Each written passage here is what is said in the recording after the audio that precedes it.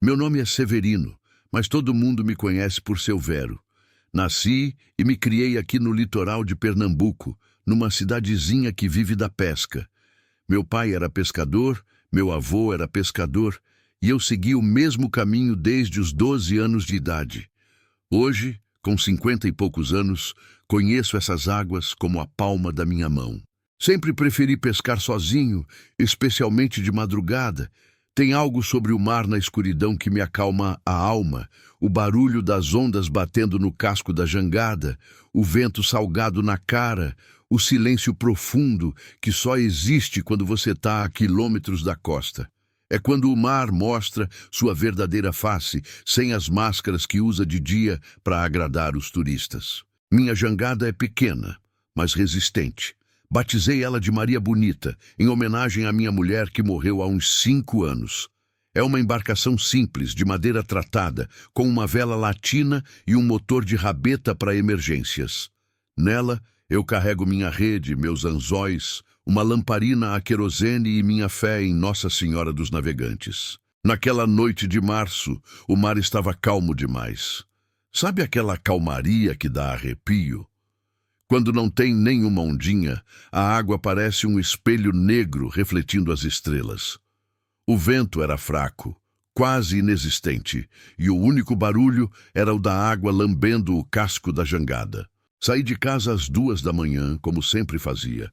Minha rotina era sair antes da madrugada, pescar até o sol nascer e voltar com a primeira luz do dia.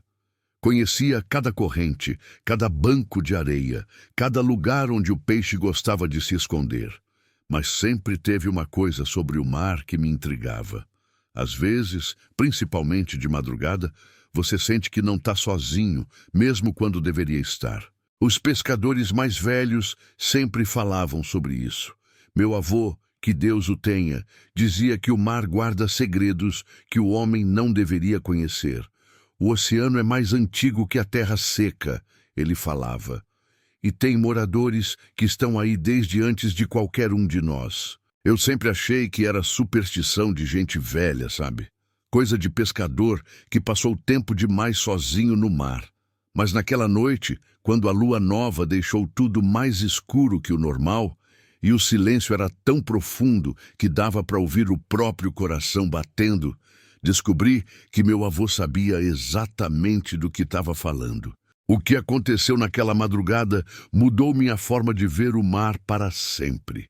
E desde então, toda vez que saio para pescar sozinho, fico me perguntando, será que estou realmente sozinho? Já era quase 3 da manhã quando avistei o barquinho. No começo, achei que fosse impressão minha, um pedaço de madeira flutuando, talvez os restos de alguma embarcação que tinha se perdido. Mas conforme me aproximei, vi que era um barco mesmo, pequeno e antigo, mas íntegro. O estranho é que ele parecia estar em perfeito estado. A madeira era escura, quase preta, com um verniz que brilhava mesmo na pouca luz das estrelas. Tinha um formato que eu nunca tinha visto antes, mais arredondado, com uma proa curvada que lembrava os barcos dos pescadores de antigamente, e tinha 3 pessoas dentro dele. No primeiro momento, meu instinto foi me afastar. Que pescador sai para alto mar de madrugada sem motor, sem luz, sem nada? Mas aí pensei que talvez estivessem com problemas. Podia ser que o motor tivesse pifado ou que estivessem perdidos. A gente sempre ajuda quem precisa no mar. É lei não escrita entre pescadores. «Boa noite!» gritei, me aproximando devagar. «Tão precisando de ajuda?» Uma das figuras acenou para mim. Era um homem, pelo que pude ver, sentado na proa. Tinha outros 2 com ele. Parecia ser uma mulher e um jovem. Todos vestidos com roupas escuras, sentados quietos, como se estivessem esperando alguma coisa. «Boa noite, amigo!» respondeu o homem da proa. A voz dele era estranha, meio abafada, como se viesse de longe. «Não precisamos de ajuda, não. Só pescando.» «Pescando sem lamparina? Sem rede?» Ele riu baixinho. «A gente pesca diferente.» Aproximei a Maria Bonita até ficar lado a lado com o barco deles. De perto, pude ver melhor os 3. O homem da proa devia ter uns 40 anos. cabelo preto puxado para trás, rosto magro. A mulher estava sentada no meio, também morena, bonita, mas com uma palidez que não batia com quem vive no mar. E o jovem, na popa, não devia ter mais que 20 anos, olhos grandes e escuros. Todos tinham uma coisa em comum. Ficavam muito quietos. Não conversavam entre si, não faziam barulho. Só me olhavam com uma atenção que me deixava meio desconfortável. "De onde vocês são?" perguntei, tentando puxar conversa. "Daqui mesmo", disse o homem. "Da região." "Engraçado, nunca vi vocês no porto." "Faz tempo que não vamos ao porto", respondeu a mulher. A voz dela era doce, mas tinha alguma coisa nela que me dava um friozinho na espinha. O jovem não falou nada, só continuou me olhando com aqueles olhos grandes. Tinha uma intensidade no olhar dele que me deixava nervoso. "Querem pescar junto comigo?" ofereci, mais por educação do que por vontade. "Conheço uns pontos bons aqui perto." Eles se entreolharam por um momento como se estivessem se comunicando sem palavras. "Pode ser", disse o homem. "Faz tempo que não pescamos em companhia. Pois então me sigam, vou num lugar que sempre dá boa pescaria." Acelerei o motor de rabeta devagar, indo em direção a um banco de areia que eu conhecia bem. Era um lugar onde a água era mais funda, mas tinha uma corrente boa que sempre trazia peixe. Olhei para trás e vi que o barquinho me seguia, mas sem fazer barulho nenhum. Nem o som de remo na água, nem motor, nada. Só deslizava silencioso pela superfície. "Como vocês estão me acompanhando sem remar?" gritei. "A corrente tá boa hoje", respondeu o homem. Mas não tinha corrente nenhuma. A água estava parada que nem vidro. Mesmo assim, continuei. Quando chegamos no ponto, parei a Maria Bonita e eles encostaram o barco no meu. De perto, senti um cheiro estranho vindo deles. Não era ruim, mas também não era normal. Era meio doce, meio salgado, como se fosse cheiro de alga marinha misturado com alguma coisa que eu não conseguia identificar. "Aqui é bom lugar", falei, preparando minha rede. "Sempre pego umas tainhas boas." "Nós não usamos rede", disse a mulher sorrindo. "Pescamos com as mãos." Achei que ela estava brincando, mas quando olhei melhor, vi que nenhum deles tinha equipamento de pesca. Nenhuma vara, nenhuma rede, nenhum anzol. Nada. "E como é que vocês pegam peixe assim?" O jovem falou pela primeira vez com uma voz suave, mas que me arrepiou todo. "O mar dá o que a gente precisa." Jogamos as redes na água quase ao mesmo tempo. Eu com minha rede de nylon, eles simplesmente mergulhando as mãos na água escura. Achei aquilo bem estranho, mas resolvi não comentar nada. Cada pescador tem seu jeito, né? A noite seguia calma, mas comecei a reparar em algumas coisas que me deixavam desconfortável. Primeiro, a temperatura. Mesmo sendo março, que ainda faz calor por aqui, senti um frio danado vindo da direção deles. Era como se uma brisa gelada soprasse só do barquinho, enquanto o resto do ar continuava morno. Segundo, o jeito que eles falavam. As vozes ecoavam diferente, sabe? Como se viessem de mais longe do que deveria. E quando eu respondia alguma coisa, sempre tinha uma pausa longa antes deles falarem de volta, como se precisassem pensar muito antes de cada palavra. "Vocês pescam sempre nesse horário?" perguntei, tentando quebrar o silêncio. "Sempre", disse o homem. "É a nossa hora." "E por que não de dia? De dia rende mais." A mulher riu baixinho, um riso que me deu calafrio. "De dia não é pra gente", ela disse. "A gente prefere quando tá escuro." O jovem continuava com as mãos na água, parado que nem estátua. De vez em quando ele movia os dedos, como se estivesse pegando alguma coisa, mas nunca puxava nada para dentro do barco. "Estão pegando alguma coisa aí?" perguntei. "Pegando", respondeu o homem. Mas quando olhei para o barco deles, não vi peixe nenhum. Puxei minha rede para ver se tinha pego alguma coisa. Veio vazia. Estranho, porque naquele ponto sempre tinha pelo menos umas sardinhas. Joguei de novo, mais para frente. Foi aí que reparei numa coisa que me gelou o sangue. Quando a lua apareceu, por trás de uma nuvem, iluminando a água ao redor dos barcos, Vi meu reflexo na superfície líquida. Via a Maria Bonita perfeitamente. Via minha silhueta curvada sobre a rede. Mas não via o barco deles. A água refletia só o céu estrelado onde eles estavam. Pisei várias vezes, achando que era impressão. Olhei de novo. Lá estavam eles, bem na minha frente, conversando baixinho entre si. Mas na água, no reflexo, só havia vazio. Que vocês estão conversando aí? Perguntei, tentando disfarçar o nervosismo. Sobre os peixes, disse a mulher. Eles estão se escondendo hoje. É mesmo? Não estou pegando nada. É porque eles sentem, disse o jovem, erguendo os olhos para mim. Sentem quando tem gente diferente por perto. Gente diferente? Gente que não deveria estar aqui, completou o homem. Senti um arrepio subir pela espinha. O jeito que ele falou aquilo, olhando diretamente nos meus olhos, me deu a impressão de que não estava falando dos peixes. O vento mudou de direção e trouxe aquele cheiro estranho de novo, mais forte dessa vez. Agora consegui identificar uma parte dele. Era cheiro de sargaço, daquelas algas que ficam boiando quando alguém morreu no mar e o corpo está se decompondo lá no fundo. Vocês estão sentindo esse cheiro? Perguntei. Eles se entreolharam de novo, com aquele jeito de quem está se comunicando sem palavras. Que cheiro? Perguntou a mulher, mas o sorriso dela não chegou aos olhos. Esse cheiro de alga morta. Não sentimos cheiro nenhum, disse o homem, mas eu via pelas narinas deles que eles estavam respirando. Impossível não sentir um cheiro tão forte. Tentei puxar conversa sobre outras coisas, sobre o tempo, sobre a pescaria, sobre a vida na cidade. Mas as respostas eram sempre vagas, como se eles não soubessem direito do que eu estava falando. Ou como se não fizesse muito tempo que não visitavam o mundo dos vivos. Quando perguntei sobre suas famílias, o silêncio foi ainda mais estranho. Nossas famílias estão esperando a gente, disse o jovem finalmente. Onde? No porto? Não, respondeu a mulher olhando para o horizonte escuro. Num lugar mais longe. Muito mais longe, completou o homem. A forma como falaram aquilo me deu uma sensação horrível.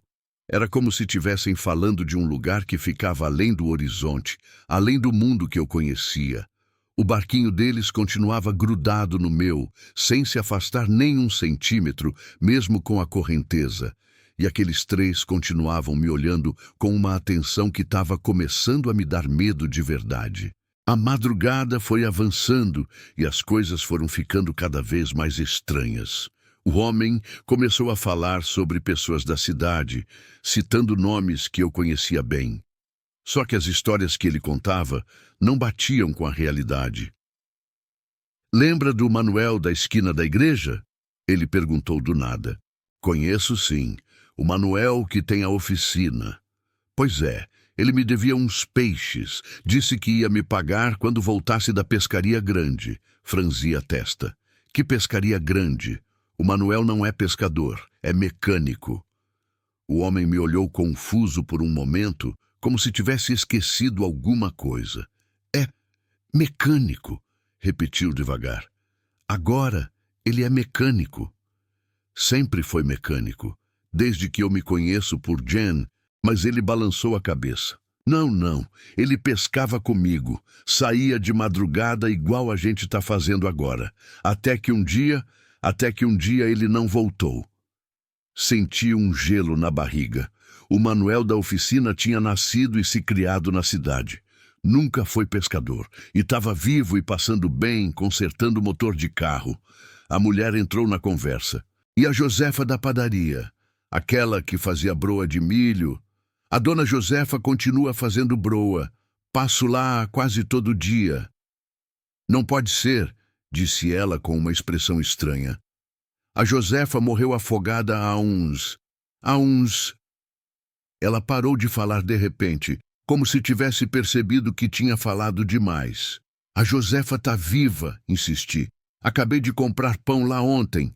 Os três se entreolharam com aquele jeito deles e percebi uma certa confusão nos olhares, como se eles tivessem perdido a noção do tempo, misturado o passado com o presente.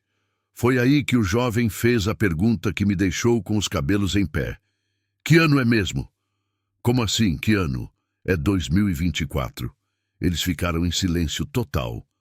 O vento parou de soprar. As ondas pararam de se mover. Até os grilos lá da costa distante pararam de cantar. Era como se o mundo inteiro tivesse parado para escutar a resposta. 2024, repetiu a mulher baixinho, como se fosse uma palavra em língua estrangeira. Faz quanto tempo?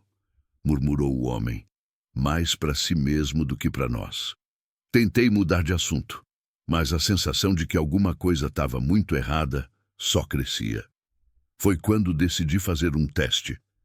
Peguei minha lamparina a querosene e acendi ela, criando um círculo de luz alaranjada ao redor da minha jangada. A luz iluminou meu rosto, minhas mãos, minha rede de pesca, mas quando direcionei ela para o barquinho deles, não consegui ver direito as feições dos três. Era como se a luz passasse através deles, ou como se eles absorvessem a claridade sem refletir nada de volta. Apaga isso, disse o homem com uma voz subitamente áspera. Por quê? Tá incomodando? A luz não é boa pra gente.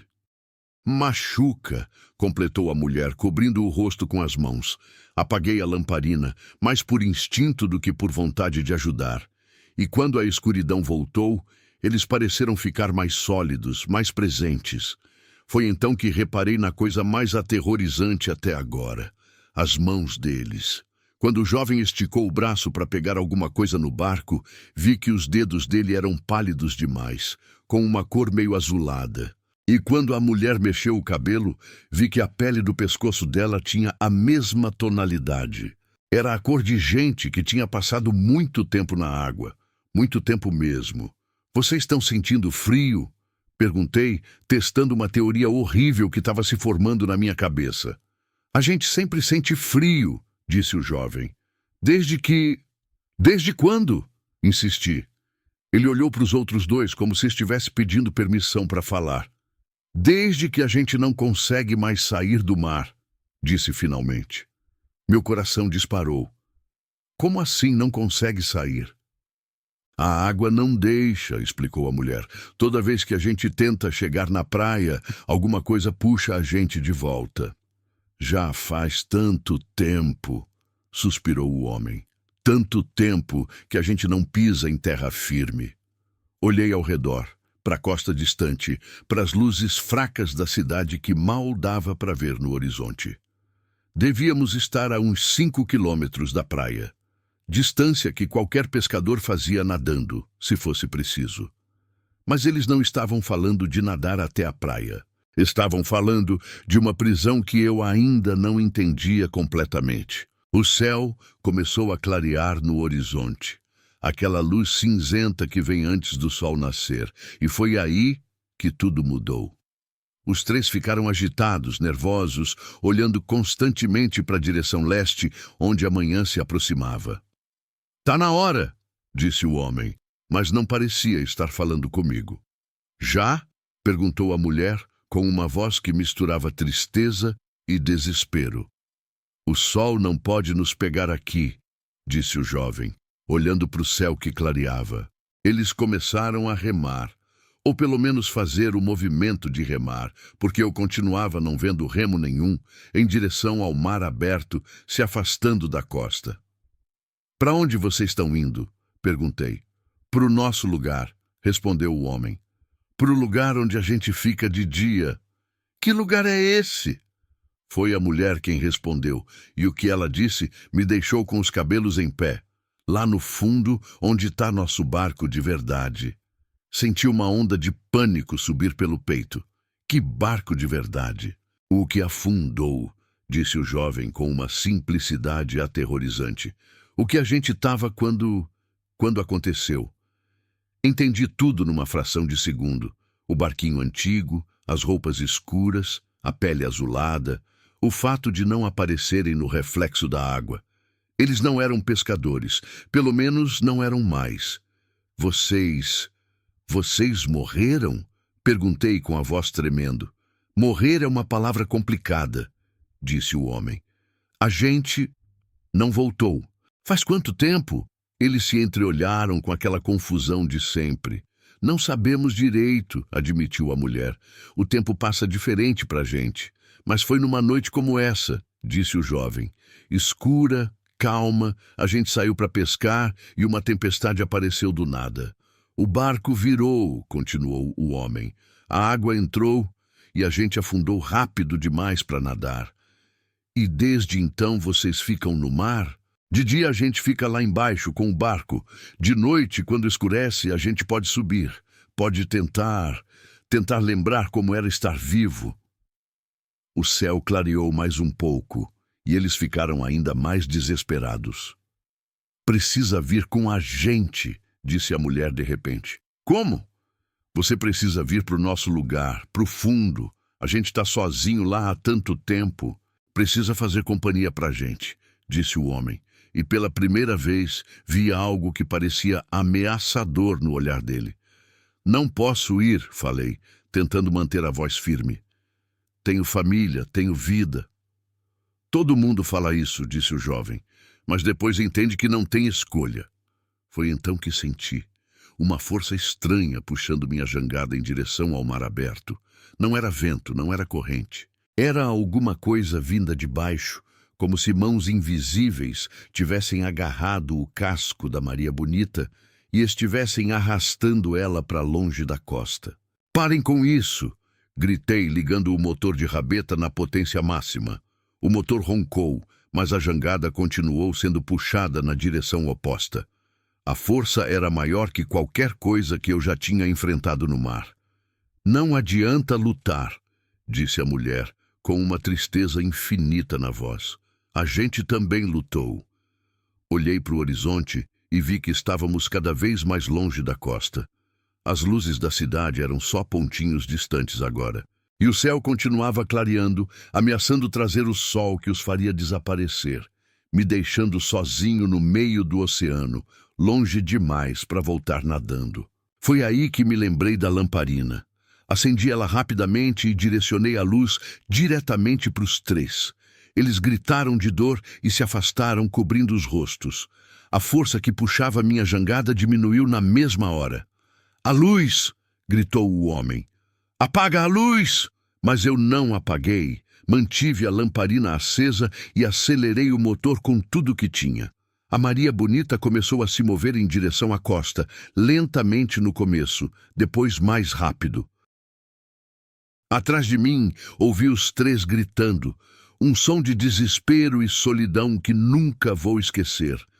Quando olhei para trás pela última vez, vi o barquinho se afastando na direção contrária, desaparecendo na penumbra da madrugada que morria. O sol nasceu quando eu já estava perto da praia, e nunca um nascer do sol foi tão bonito na minha vida.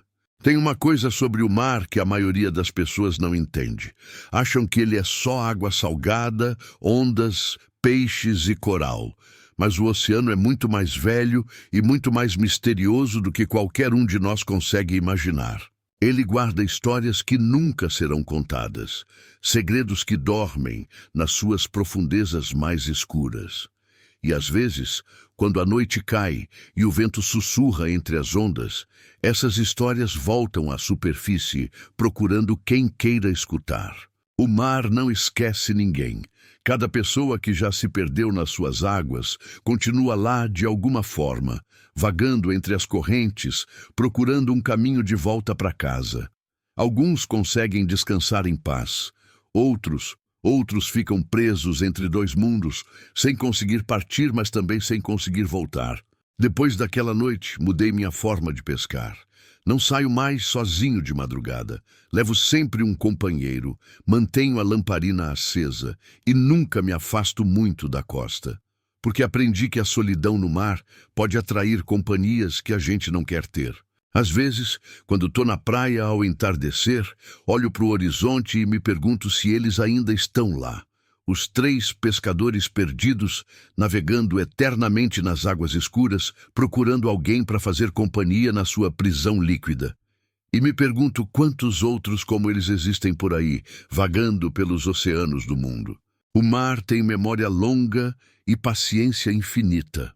Ele espera, sempre espera, e quando você menos esperar, quando estiver mais distraído, mais confiante, mais sozinho, ele vai sussurrar seu nome na linguagem antiga das ondas. Por isso, meus amigos, se um dia vocês estiverem pescando sozinhos, numa noite sem lua, e encontrarem um barquinho antigo, com pessoas caladas demais, gentis demais, dispostas demais a fazer companhia, lembrem da minha história. Acendem uma luz bem forte, pisem fundo no acelerador e voltem para casa o mais rápido que conseguirem. Porque tem convites que é melhor recusar. E tem companhias que custam mais caro do que vocês imaginam.